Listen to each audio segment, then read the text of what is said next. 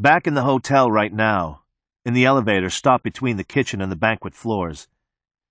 I tell Tyler how I sneezed on the trout in aspic for the dermatologist convention, and 3 people told me it was too salty, and 1 person said it was delicious. Tyler shakes himself off over the soup tureen and says he's run dry. This is easier with cold soup, vichyssoise, or when the chef makes a really fresh gazpacho. This is impossible with that onion soup that has a crust of melted cheese on it in ramekins. If I ever ate here, that's what I'd order. We were running out of ideas, Tyler and me. Doing stuff to the food got to be boring, almost part of the job description. Then I hear one of the doctors, lawyers, whatever, say how a hepatitis bug can live on stainless steel for 6 months. You have to wonder how long this bug can live on a rum custard charlotte russe. Or salmon timbal. I asked the doctor where we could get our hands on some of these hepatitis bugs, and he's drunk enough to laugh. Everything goes to the medical waste dump, he says, and he laughs. Everything. The medical waste dump sounds like hitting bottom. One hand on the elevator control, I ask Tyler if he's ready. The scar on the back of my hand is swollen red and glossy, as a pair of lips in the exact shape of Tyler's kiss. 1 second, Tyler says. The tomato soup must still be hot, because the crooked thing Tyler tucks back in his pants is boiled pink as a jumbo prawn. Chapter 11. In South America, land of enchantment, we could be wading in a river where tiny fish will swim up Tyler's urethra. The fish have barbed spines that flare out and back, so once they're up Tyler, the fish set up housekeeping and get ready to lay their eggs. In so many ways, how we spent Saturday night could be worse. It could have been worse, Tyler says. What we did with Marla's mother? I say shut up. Tyler says the French government could have taken us to an underground complex outside of Paris, where not even surgeons, but semi-skilled technicians, would razor our eyelids off as part of toxicity testing and aerosol tanning spray. This stuff happens, Tyler says. Read the newspaper. What's worse is I knew what Tyler had been up to with Mahler's mother. But for the first time since I've known him, Tyler had some real play money. Tyler was making real bucks. Nordstrom's called and left an order for 200 bars of Tyler's brown sugar facial soap before Christmas. At $20 a bar, suggested retail price, we had money to go out on Saturday night. Money to fix the leak in the gas line. Go dancing. Without money to worry about, maybe I could quit my job. Tyler calls himself the Paper Street Soap Company. People are saying it's the best soap ever. What would have been worse, Tyler says, is if you had accidentally eaten Marla's mother. Through a mouthful of kung pao chicken, I say to just shut the hell up.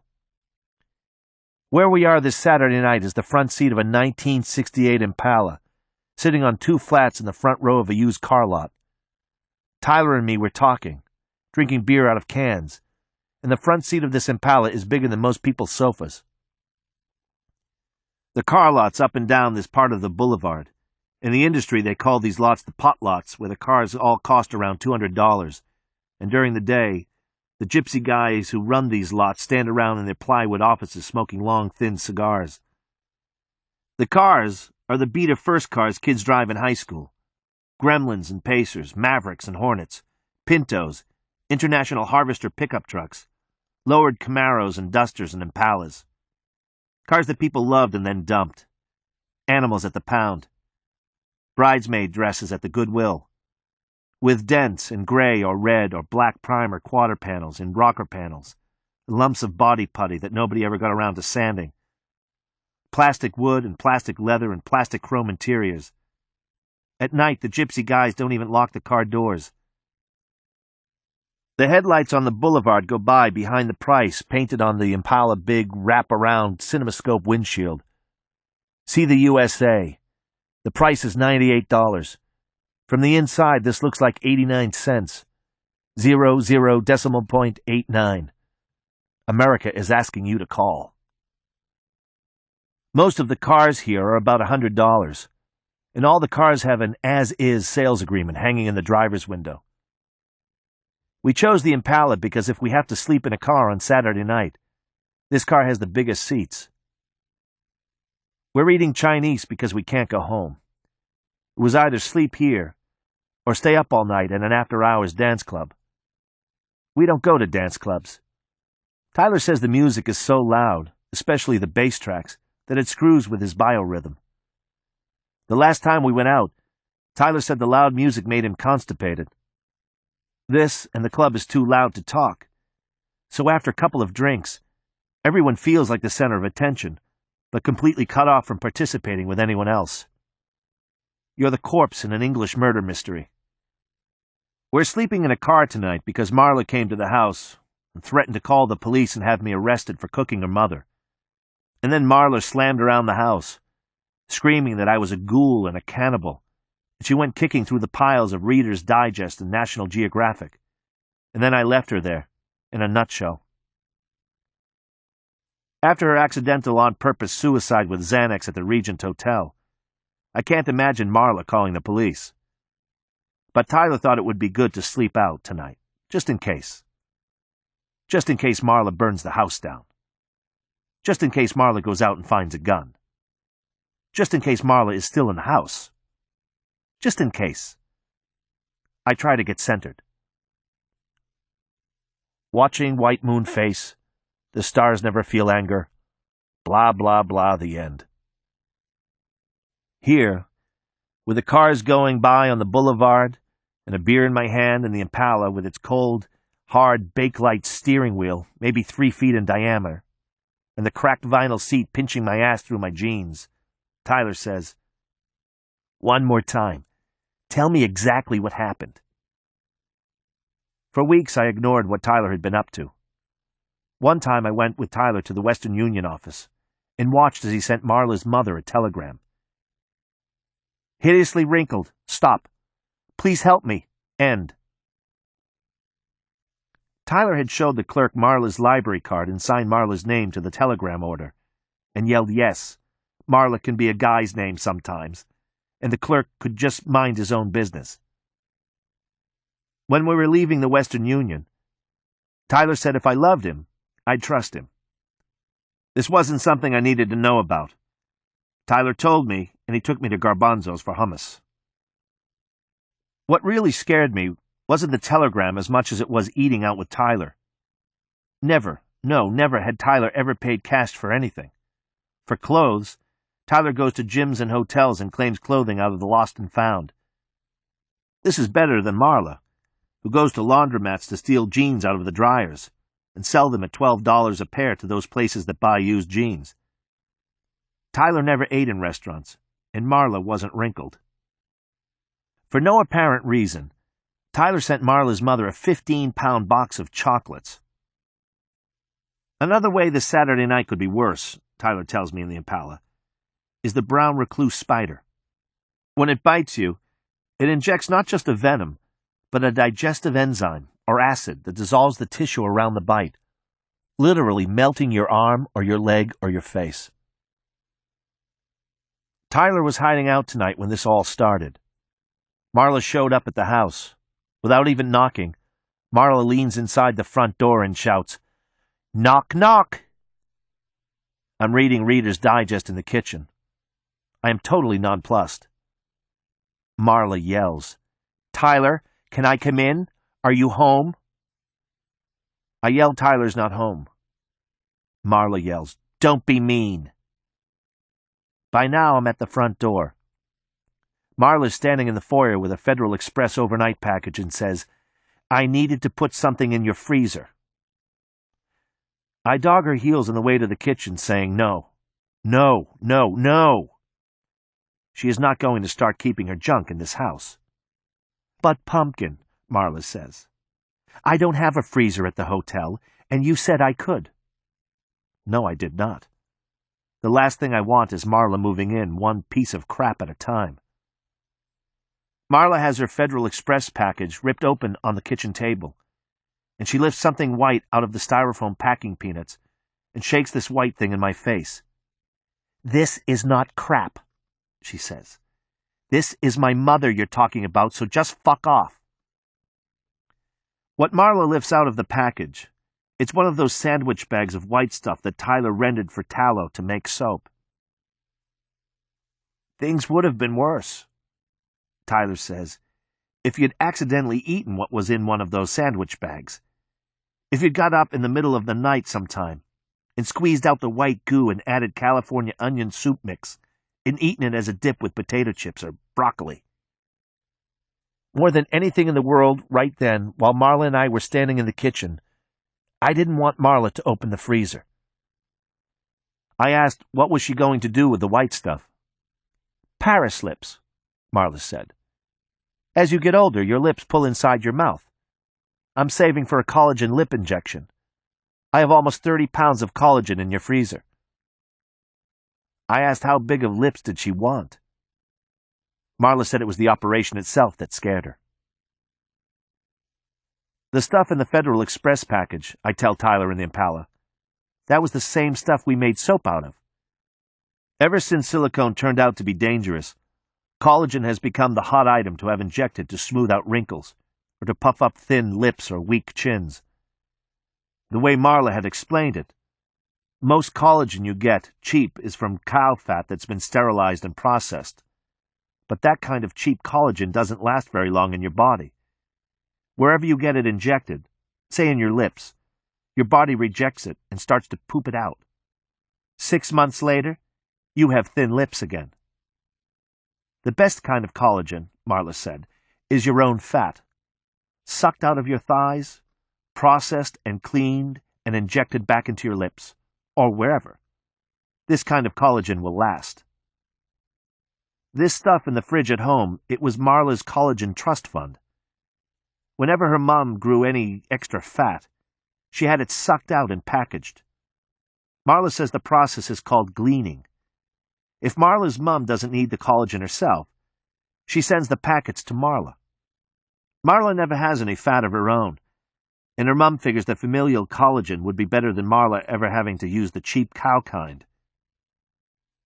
Street light along the boulevard comes through the sales agreement in the window and prints "as is" on Tyler's cheek. Spiders, Tyler says, could lay their eggs, and larvae could tunnel under your skin. That's how bad your life can get. Right now, my almond chicken in its warm, creamy sauce tastes like something sucked out of Marla's mother's thighs. It was right then, standing in the kitchen with Marla, that I knew what Tyler had done. Hideously wrinkled. And I knew why he sent candy to Marla's mother. Please help. I say, Marla, you don't want to look in the freezer. Marla says, do what?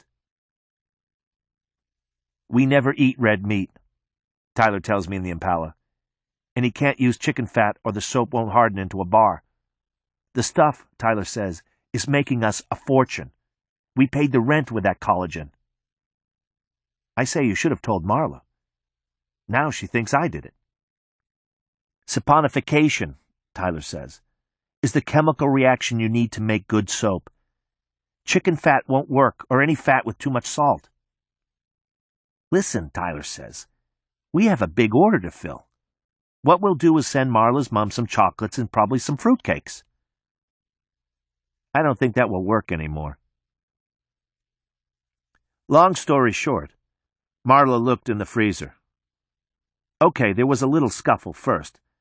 I try to stop her, and the bag she's holding gets dropped and breaks open on the linoleum, and we both slip in the greasy white mess and come up gagging.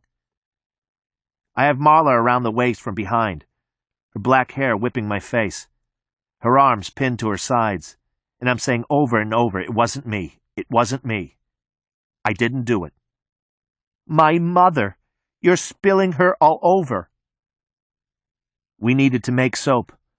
I say with my face pressed up behind her ear. We needed to wash my pants, to pay the rent, to fix the leak in the gas line. It wasn't me. It was Tyler. Marla screams. What are you talking about? And twists out of her skirt. I'm scrambling to get up off the greased floor with an armful of Marla's India cotton print skirt. And Marla, in her panties and wedgie heels and peasant blouse, throws open the freezer part of the fridge. And inside there's no college and trust fund.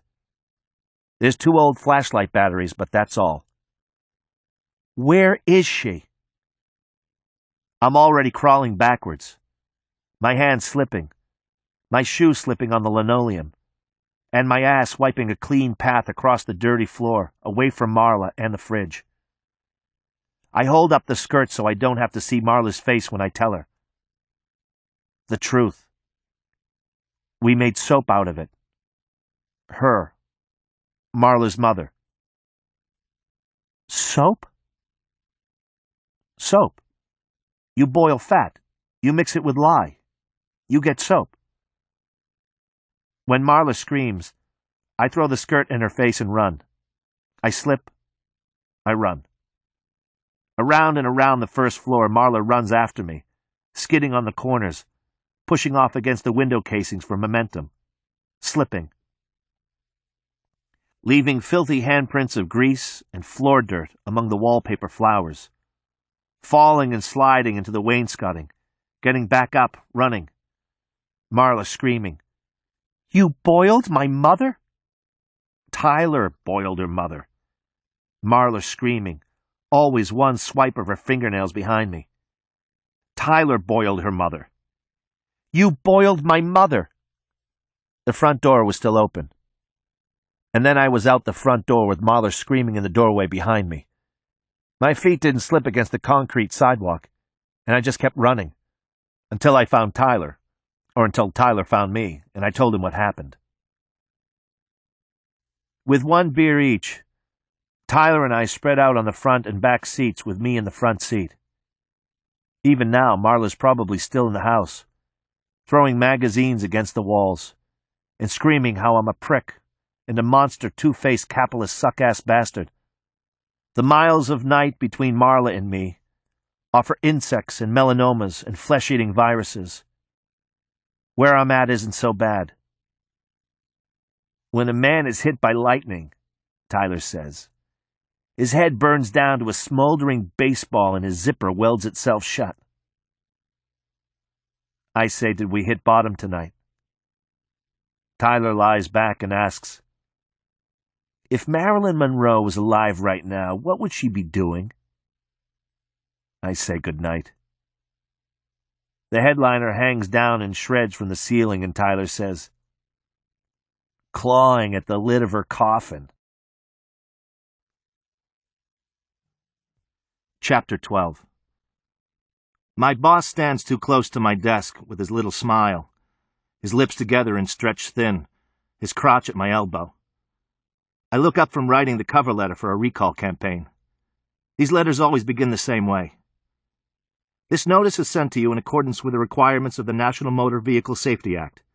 We have determined that a defect exists. This week I ran the liability formula, and for once A times B times C equaled more than the cost of a recall. This week, it's the little plastic clip that holds the rubber blade on your windshield wipers. A throwaway item. Only 200 vehicles affected. Next to nothing for the labor cost. Last week was more typical. Last week the issue was some leather, cured with a known teratogenic substance, synthetic Niret, or something just as illegal that's still used in third world tanning. Something so strong that it could cause birth defects in the fetus of any pregnant woman who comes across it. Last week, nobody called the Department of Transportation. Nobody initiated a recall. New leather multiplied by labor cost multiplied by administration cost would equal more than our first quarter profits. If anyone ever discovers our mistake, we can still pay off a lot of grieving families before we come close to the cost of retrofitting 6,500 leather interiors. But this week, we're doing a recall campaign. And this week, the insomnia's back. Insomnia. Now the whole world figures to stop by and take a dump on my grave. My boss is wearing his gray tie, so today must be Tuesday. My boss brings a sheet of paper to my desk and asks if I'm looking for something. This paper was left in the copy machine, he says, and begins to read. The first rule of Fight Club is you don't talk about Fight Club. His eyes go side to side across the paper, and he giggles. The second rule of Fight Club is you don't talk about Fight Club. I hear Tyler's words come out of my boss, Mr. Boss, with his midlife spread and family photo on his desk, and his dreams about early retirement and winters spent at a trailer park hookup in some Arizona desert. My boss, with his extra starch shirts and standing appointment for a haircut every Tuesday after lunch, he looks at me and he says, "I hope this isn't yours." I am Joe's blood boiling rage. Tyler asked me to type up the Fight Club rules and make him 10 copies. Not 9, not 11. Tyler says 10. Still, I have the insomnia and can't remember sleeping since 3 nights ago. This must be the original I typed. I made 10 copies and forgot the original. The paparazzi flash of the copy machine in my face. The insomnia distance of everything. A copy of a copy of a copy. You can't touch anything and nothing can touch you. My boss reads, "The third rule of Fight Club is 2 men per fight." Neither of us blinks. My boss reads, "1 fight at a time." I haven't slept in 3 days unless I'm sleeping now. My boss shakes the paper under my nose. "What about it?" he says. "Is this some little game I'm playing on company time? I'm paid for my full attention, not to waste time with little war games. And I'm not paid to abuse the copy machines." "What about it?" He shakes the paper under my nose. "What do I think?" he asks. "What should he do with an employee who spends company time in some little fantasy world? If I was in his shoes, what would I do?" What would I do? The hole in my cheek, the blue-black swelling around my eyes, and the swollen red scar of Tyler's kiss on the back of my hand. A copy of a copy of a copy.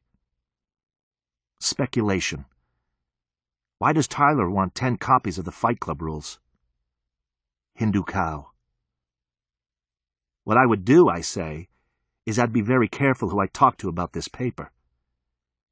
I say it sounds like some dangerous psychotic killer wrote this, and this button-down schizophrenic could probably go over the edge at any moment in the working day, and stalk from office to office with an Armalite AR-180 carbine gas-operated semi-automatic.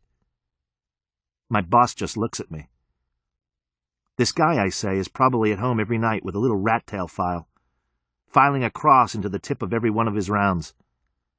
This way, when he shows up to work one morning and pumps a round into his nagging, ineffectual, petty, whining, butt-sucking, candy-ass boss, that one round will split along the file grooves and spread open the way a dum-dum bullet flowers inside you to blow a bushel load of your stinking guts out through your spine. Picture your gut chakra opening in a slow-motion explosion of sausage-casing small intestine. My boss takes the paper out from under my nose. "Go ahead," I say. "Read some more." "No, really," I say. "It sounds fascinating. The work of a totally diseased mind." And I smile. The little butthole-looking edges of the hole in my cheek are the same blue-black as a dog's gums. The skin stretched tight across the swelling around my eyes feels varnished. My boss just looks at me. "Let me help you," I say. I say the 4th rule of Fight Club is 1 fight at a time. My boss looks at the rules and then looks at me. I say the 5th rule is no shoes, no shirts in the fight. My boss looks at the rules and looks at me. Maybe, I say, this totally diseased fuck would use an Eagle Apache carbine, because an Apache takes a 30-shot mag and only weighs 9 pounds. The Armalite only takes a 5-round magazine. With 30 shots, our totally fucked hero could go the length of Mahogany Row and take out every vice president with a cartridge left over for each director. Tyler's words coming out of my mouth. I used to be such a nice person. I just look at my boss. My boss has blue, pale cornflower blue eyes. The J&R 68 semi-automatic carbine also takes a 30-shot mag. It only weighs 7 pounds. My boss just looks at me. It's scary, I say. This is probably somebody he's known for years. Probably this guy knows all about him. Where he lives, where his wife works, and his kids go to school. This is exhausting and all of a sudden very, very boring. And why does Tyler need 10 copies of the Fight Club rules? What I don't have to say is I know about the leather interiors that cause birth defects.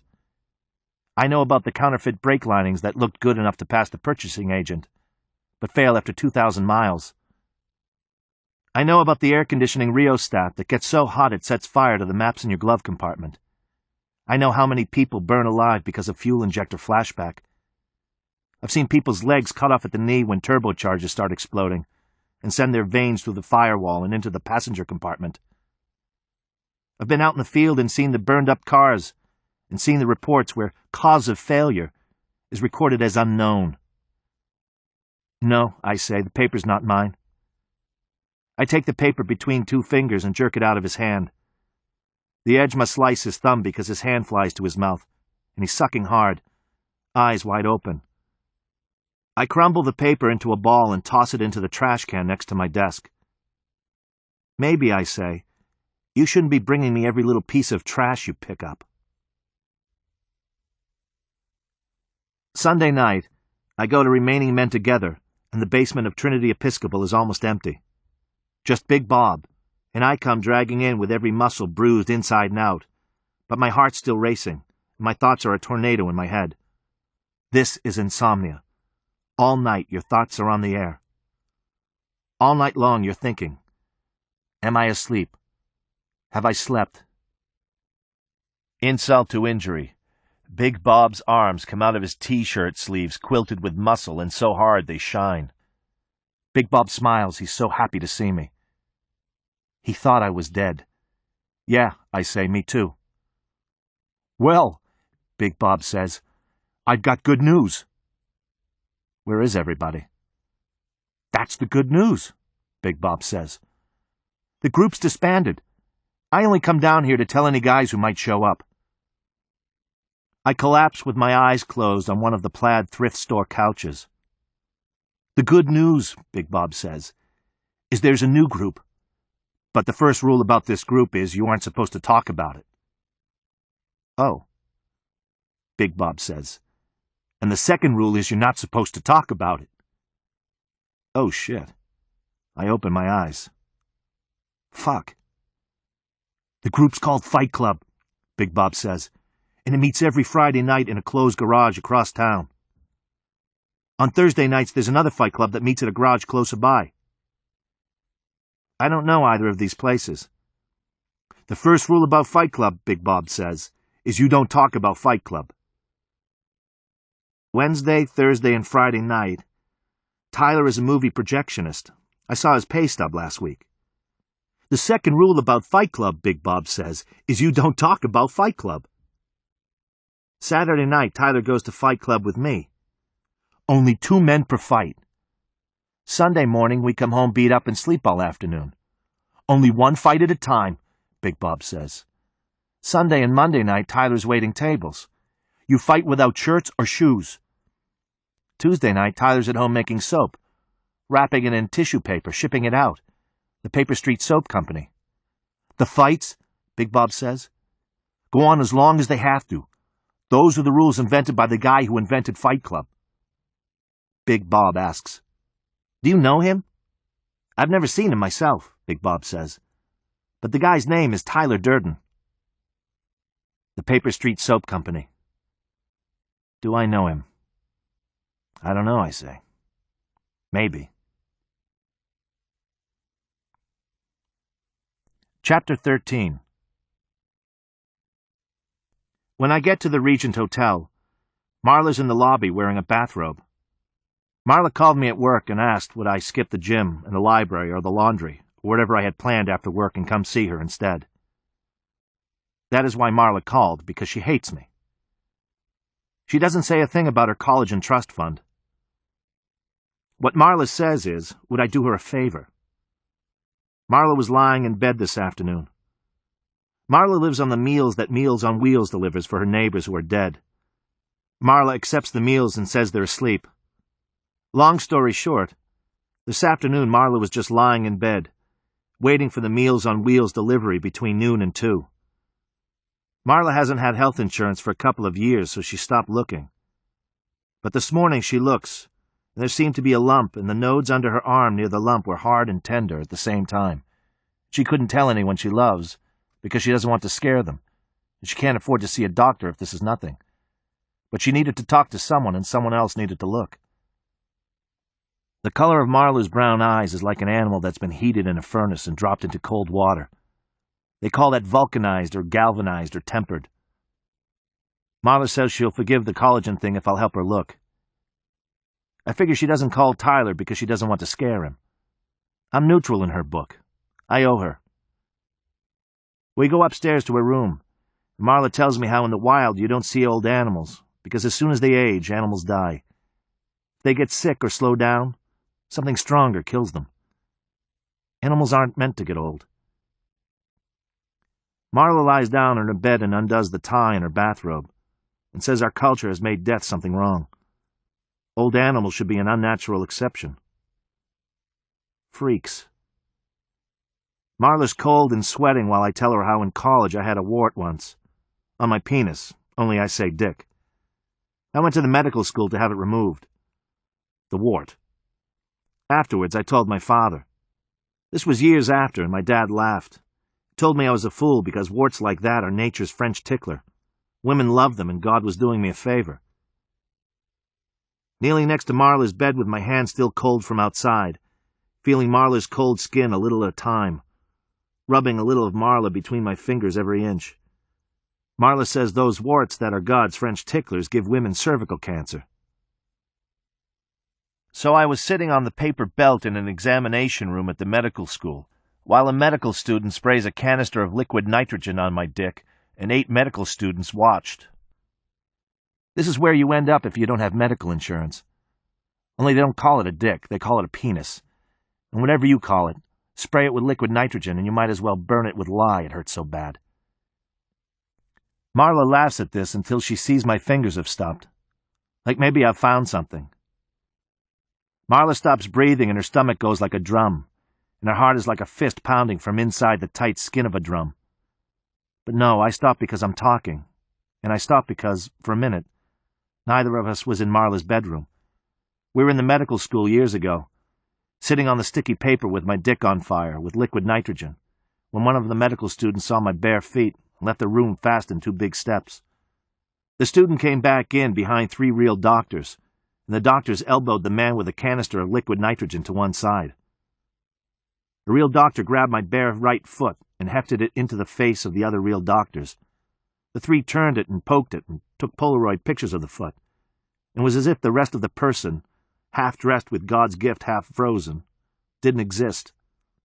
Only the foot, and the rest of the medical students pressed in to see. "How long?" the doctor asked. "Have you had this red blotch in your foot?" The doctor meant my birthmark. On my right foot is a birthmark that my father jokes looks like a dark red Australia with a little New Zealand right next to it. This is what I told them, and it let all the air out of everything. My dick was thawing out. Everyone except the student with the nitrogen left, and there was the sense that he would have left too. He was so disappointed he never met my eyes as he took the head of my dick and stretched it toward himself. The canister jetted a tiny spray of what was left on the wart. The feeling, you could close your eyes and imagine your dick is 100 miles long, and it would still hurt. Marla looks down at my hand and the scar from Tyler's kiss.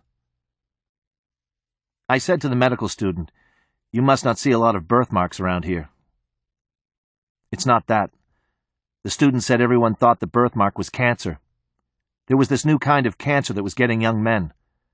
They wake up with a red spot on their feet or ankles. The spots don't go away. They spread until they cover you, and then you die. The student said the doctors and everyone were so excited because they thought you had this new cancer. Very few people had it yet, but it was spreading. This was years and years ago. Cancer will be like that, I tell Marla. There will be mistakes, and maybe the point is not to forget the rest of yourself if one little part might go bad. Marla says, "Might?" The student with the nitrogen finished up and told me the wart would drop off after a few days. On the sticky paper next to my bare ass was a Polaroid picture of my foot that no one wanted. I said, "Can I have the picture?" I still have the picture in my room stuck in the corner of a mirror in the frame. I comb my hair in the mirror before work every morning and think how once I had cancer for 10 minutes. Worse than cancer. I tell Marla that this Thanksgiving was the first year when my grandfather and I did not go ice skating, even though the ice was almost 6 inches thick. My grandmother always has these little round bandages on her forehead or her arms where moles she had her whole life didn't look right. They spread out with fringed edges, or the moles turned from brown to blue or black. When my grandmother got out of the hospital the last time, my grandfather was carrying her suitcase, and it was so heavy he complained that he felt lopsided. My French-Canadian grandmother was so modest that she never wore a swimming suit in public, and she always ran water in the sink to mask any sound she might make in the bathroom. Coming out of Our Lady of Lourdes Hospital after a partial mastectomy, she says, "You feel lopsided?" For my grandfather, that sums up the whole story. My grandmother, cancer, their marriage, your life. He laughs every time he tells that story. Marla isn't laughing. I want to make her laugh, to warm her up, to make her forgive me for the collagen. I want to tell Marla there's nothing for me to find. If she found anything this morning, it was a mistake. A birthmark. Marla has the scar from Tyler's kiss on the back of her hand. I want to make Marla laugh so I don't tell her about the last time I hugged Chloe. Chloe without hair. A skeleton dipped in yellow wax with a silk scarf tied around her bald head. I hugged Chloe one last time before she disappeared forever. I told her she looked like a pirate, and she laughed. Me, when I go to the beach, I always sit with my right foot tucked under me.